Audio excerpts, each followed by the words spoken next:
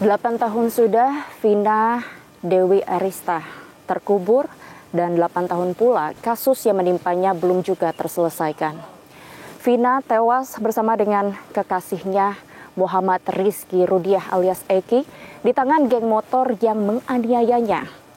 8 dari 11 tersangka telah menjalani hukuman, lalu di mana 3 pelaku lainnya yang telah tega menganiaya mereka hingga tewas. Ikuti penelusuran tim Menyikap Tabir dari Cirebon, Jawa Barat bersama saya, Yohana Gabriela. Demi Allah, saya nggak pernah melakukan hal tersebut. Apa yang dituduhkan juga saya nggak pernah melakukan. Ini bukti sudah ada, sudah jelas. Jadi nggak usah mengelak. Sekarang ya udah, diam aja, maling aku penjara penuh. Perkara tersebut masih ditangani oleh Polda Jawa Barat.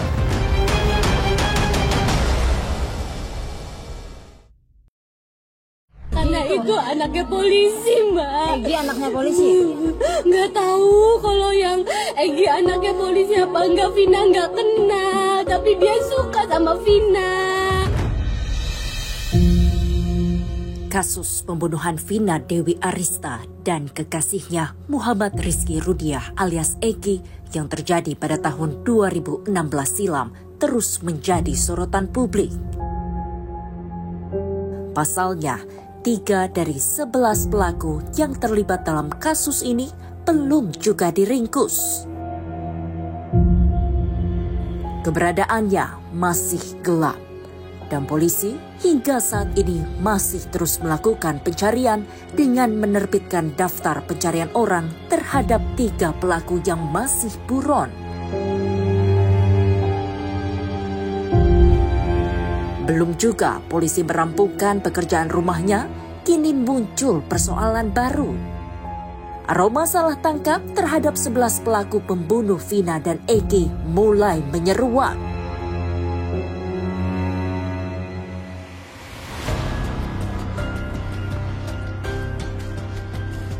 Tim Menyikap Tabir berkesempatan menemui pelaku pembunuh Vina yang sudah bebas. Ia divonis 8 tahun penjara oleh Pengadilan Negeri Kota Cirebon dan kini telah bebas setelah menjalani hukuman selama 3 tahun 8 bulan. Saat ditangkap, Saka masih berumur 15 tahun, masih di bawah umur. Kepada kami, Saka mengungkapkan kalau dirinya bukanlah pelaku pembunuh Vina dan Eki. Saat ditemukannya jasad Vina dan Eki di Jembatan Talun, Saka sedang berada di rumah. Waktu malam kejadian saya ada di rumah, di posisi ada di rumah. Sebelum maghrib, nyampai jam 11 kurang, masih ada di rumah. Jam 11 kurang pun saya pindah ke bengkel, mengantar teman saya, sama paman saya, sama temennya juga ke bengkel. Karena motornya rusak, mau dibenerin. Besoknya ngedengar katanya ada kecelakaan tunggal. Padahal saya nggak tahu. Udah berapa hari, pas berapa hari, saya kan disuruh sama paman saya. Paman saya juga nyuruh adiknya. Jadi saya cuma sekedar mengantarkan ngisi bensin. Habis ngisi bensin, saya mau nganterin motornya. Pas mau nganterin motor, udah ada polisi di situ. Yang lain udah ditangkap. Saya kan sekedar di situ cuman ngasihin motor paman saya. Tiba-tiba saya ditangkap tanpa penjelasan apapun. Langsung dibawa ke Polres. Setelah ditangkap, ditanyain juga nggak tahu. Saya juga permasalahannya juga kan nggak tahu. Tapi dari Saka sendiri kenal sama Vina atau Eki yang korban ini nggak sih? Nggak kenal sama sekali. Dari korban kedua-duanya juga saya nggak kenal. Dalam pemeriksaan polisi kala itu, Saka terus membantah atas tudingan yang diarahkan kepadanya. Tak tahan atas penyiksaan yang ia alami, Saka akhirnya menyerah. Tidak ada pilihan, ia terpaksa mengakui tuduhan yang sebenarnya tidak pernah ia lakukan. Di situ langsung ditanya-tanyain, teman-teman juga nggak ada ngaku semua. Ditanyain gimana ya, orang nggak ngelakuin suruh melakukan apa yang dituduhkan. Orang nggak salah suruh mengakui bukan kesalahannya. Tetap dipukulin terus sampai ngaku. Namanya orang dipukulin, disiksa. Lama-lama juga udah nggak kuat lagi. Sekuat-kuatnya orang dipukulin, pasti walaupun dia nggak ngelakuin, terpaksa mengakui. Vonis 8 tahun penjara akhirnya dijatuhkan kepada Saka. Ia pun terbang ke Lembaga Pemasyarakatan Anak Sukamiskin Bandung. Disinggung soal apakah Saka mengenal 3 orang yang telah ditetapkan sebagai DPO oleh pihak kepolisian, inilah jawaban Saka. Ini kan kasusnya mencuat lagi. Katanya polisi juga menanyakan semua terdakwa yang ada. Kalau Saka juga ditanyain juga nggak? Ditanyain waktu 2 hari yang lalu sama hari Sabtu. Oh, 2 kali berarti? Iya. Oke. Siapa yang datengin, masih ingat? Dari Polres sama dari Bandung. Nggak tahu namanya. Dari Polda, namanya juga nggak tahu. Oh, nggak tahu. Apa tuh yang ditanyain apa aja? Nanyain yang 3 orang tersebut kenal atau enggak. Lalu Saka jawab apa? Saya jawabkan seadanya aja. Saya kan tidak melakukan apa yang dituduhkan. Saya aja tidak mengenal sama 3 tersebut. Dan lalu jawaban dari mereka? Ya dianya aja sampai bingung sendiri. Berapa lama kira-kira tuh ditanya-tanyainnya? Lama nggak, ada sejam, 2 jam, lama nggak? Ya kalau ditanya ada sejam lebih. Keraguan kami akan pernyataan Saka akhirnya dijawab tegas oleh pemuda yang sehari-hari bekerja sebagai buruh bangunan ini. Saka benar-benar dalam kasus ini nggak terlibat, nggak membunuh. Demi Allah saya nggak pernah melakukan hal tersebut. Tuh kalau udah kayak gini tuh naik lagi Mbak. Kalau udah ini tuh. Ini. Apa yang dituduhkan juga saya nggak pernah melakukan.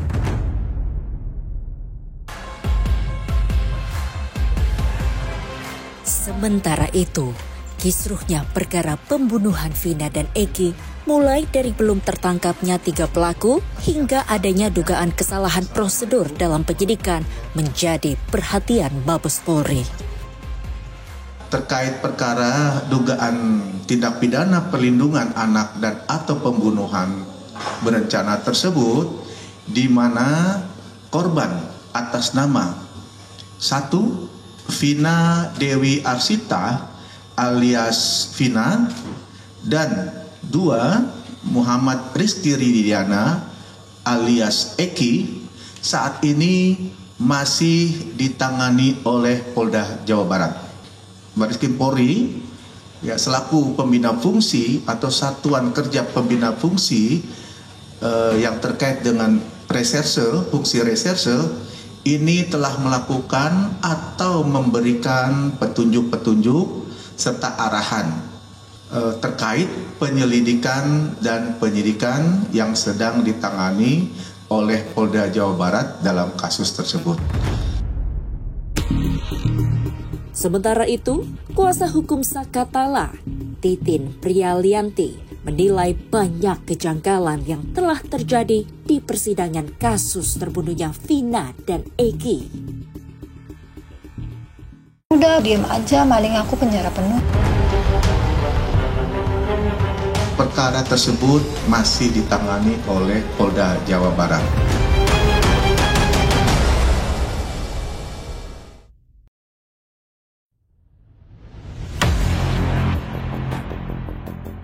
Sama seperti keluarga korban Vina, keluarga para terpidana yang kini menjalani hukuman cukup berat juga sejak 2016 silam terus mencari keadilan. Mereka menilai kliennya merupakan korban salah tangkap.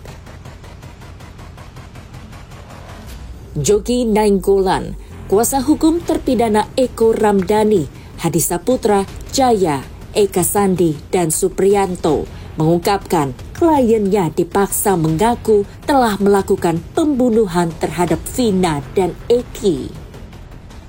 Adapun tuduhan yang dipersangka mereka seolah-olah mereka terlibat dalam satu kejahatan yang terjadi di flyover Jalan Perjuangan itu sesuatu yang sangat mustahil. Dari hasil penulisan kami dalam rangka melihat kejuaraan mereka sebagai tersangka pada saat itu, ternyata apa yang dituduhkan oleh penyidik itu di luar daripada hal yang sebenarnya. Kami sudah berjuang baik di luar persidangan, sebelum persidangan maupun di dalam persidangan. Sudah. Tetapi apa waktu itu yang terjadi, sudah terbentuk satu image di tengah-tengah masyarakat ya, bahwa mereka-mereka ini yang tangkap ini sudah dipolarisasi menjadi bagian daripada pelaku kejahatan. Perjuangan yang sama juga dilakukan Titin Prialianti, kuasa hukum mantan terpidana Sakat dan terpidana Sudirman. Bahkan, Titin menilai banyak kejanggalan yang terjadi di persidangan kasus tewasnya Vina dan Eki.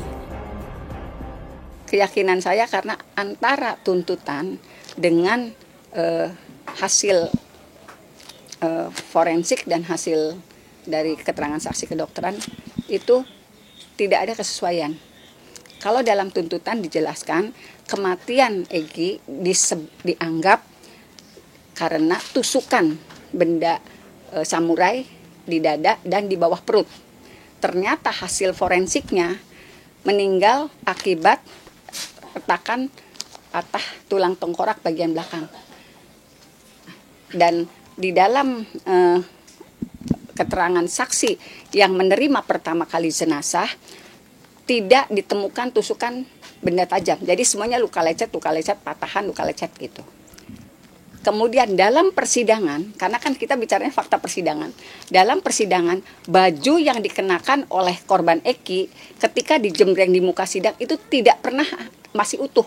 Tidak ada tusukan bekas benda atau bolong bekas benda tajam baik di dada maupun di perut seperti dalam tuntutan. Kita sih kembalikan saja cerita penangkapan yang terungkap di persidangan aja seperti itu. Menangkap 8 orang, berarti kan 7 orang karena satunya Rivaldi dijadiin 1. Dalam kondisi dia hanya menerima informasi dari 2 orang yang tidak bisa dihadirkan. Apakah itu bisa dianggap itu cara yang benar? Sedangkan tuduhannya bukan tuduhan biasa, bukan kita ketangkep tangan orang lagi nyopet. Ini ancaman 340 loh. Yang disangkakan pembunuhan berencana. Menyikapi persoalan ini, mantan Kabar Eskrim Polri Komjen Pol Purnawirawan Ito Sumardi pun angkat bicara. Di upaya hukum yang telah dilakukan oleh penasihat hukum daripada terpidana ini tentunya ini juga harus menjadi perhatian karena kenapa kita juga harus tahu hasil-hasil daripada instansi-instansi yang dikirimi surat itu. Bagaimana hasilnya selama ini, apakah mereka menindaklanjuti atau tidak. Karena ini kan sangat penting untuk mencari keadilan. Sementara itu, pihak kuasa hukum keluarga Vina meminta agar polisi bisa segera meringkus DPO yang telah ditetapkan oleh pihak kepolisian. Kepolisian ini kan memiliki ilmu intelijen yang sangat tinggi, Mbak. Ya kan, itu yang pertama. Yang kedua adalah kepolisian ini lembaga institusi yang memang tempatnya untuk masyarakat mengadu, mencari keadilan. Tetapi yang jadi pertanyaan kami, kenapa hingga 8 tahun tidak terungkap? Ini kan tanda kutip. Berarti bukan kami menyalahkan secara langsung teman-teman kepolisian, tidak. Tetapi pertanyaannya adalah, apakah sampai sesulit ini mengungkap para pelaku pembunuhan yang diduga masih ada 3 orang tersebut? Dan apakah benar nama yang disampaikan di dalam DPO itu benar adalah nama sebenarnya? Ataukah hanya inisial? Ataukah nama panggilan? Ini kan yang kita juga masih abu-abu, Mbak. Untuk menyusuri kasus ini, keluarga Vina adalah tujuan tim menyingkap tabir selanjutnya. Malam itu, kami bertemu dengan Marliana, kakak Vina. Seperti sebelum-sebelumnya, Marliana tetap berharap agar polisi segera meringkus 3 pelaku pembunuh Vina yang masih berkeliaran bebas.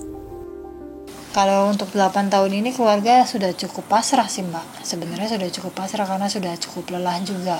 Jadi memang pas awal kejadian kan keluarga juga sempat sudah berusaha gitu untuk menanyakan kepada pelaku-pelaku itu.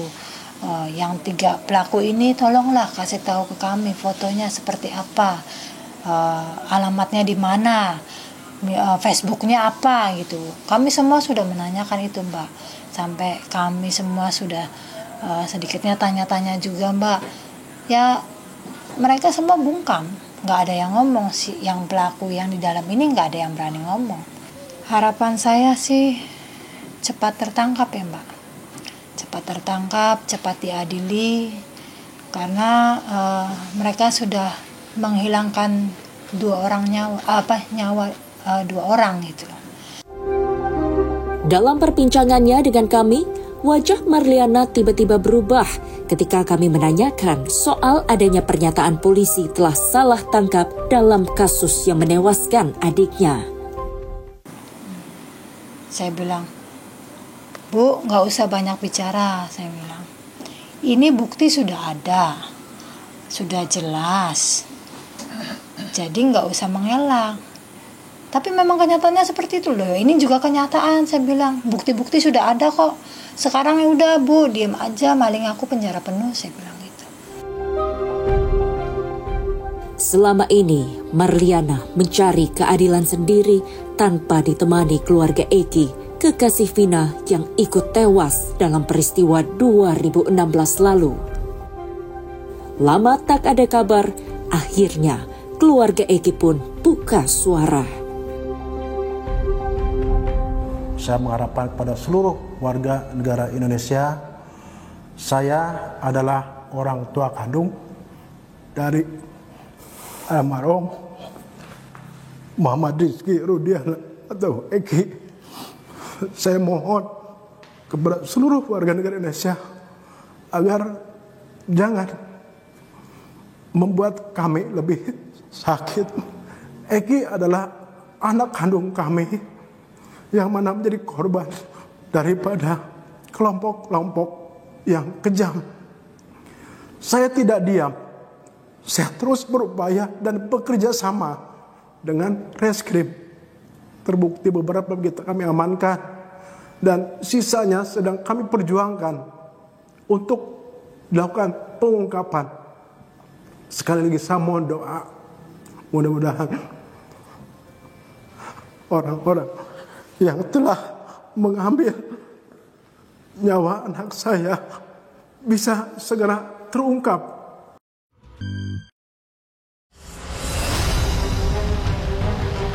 Demi Allah, saya nggak pernah melakukan hal tersebut.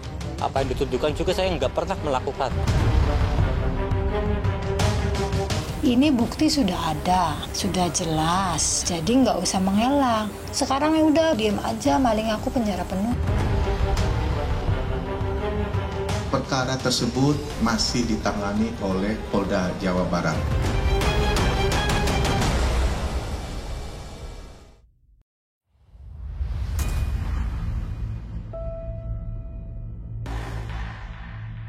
Jalan raya ini jadi saksi bisu misteri kematian Vina Dewi Arista dan kekasihnya Muhammad Rizky Rudiah alias Eki pada 27 Agustus 2016 silam. 8 tahun peristiwa ini berlalu, namun hingga kini kasusnya belum juga rampung. Masih ada 3 pelaku lagi yang belum tertangkap. Jadi memang kita belum menemukan jejak digital maupun keterangan secara rinci daripada pelaku lain, sehingga kita memang selama ini ada kendala di situ. Gitu. Ya, dan kita juga berusaha untuk ke pihak keluarga, mungkin ada informasi-informasi terkait ketiganya, maupun informasi dari para tersangka ini, sehingga kita bisa menemukan secara pasti. Kalau sudah kita tahu pasti identitasnya, mungkin kita akan lebih mudah melakukan pelacakan. Kan mungkin kan dari ketiganya ini hanya nama panggilan alias-alias, tapi tidak ada yang tahu nama aslinya ketiganya siapa. Untuk itu kita juga tentu minta bantuan dari pihak keluarga, manakala ada informasi-informasi ataupun jejak dari ketiganya, kita akan telusuri ketiganya, Mbak. Pemirsa, inilah jembatan Talun Desa Kecomberan yang menghubungkan Cirebon Kota dan Kabupaten. Dan disinilah lokasi tubuh dari Vina dan juga Eki ditemukan, sedangkan untuk motor mereka ini ditemukan sekitar di sebelah sana, pemirsa. Diduga pada saat itu mereka adalah korban dari kecelakaan lalu lintas. Jika dapat saya gambarkan, memang tidak begitu banyak kendaraan yang berlalu lalang di sekitar lokasi ini.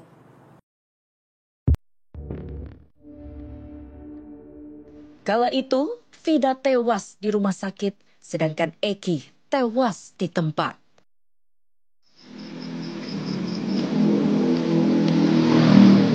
Pemirsa, disinilah Vina dan Eki dianiaya oleh geng motor, di mana kalau saya gambarkan di tempat ini memang sangat sepi dan bahkan tidak ada penerangan.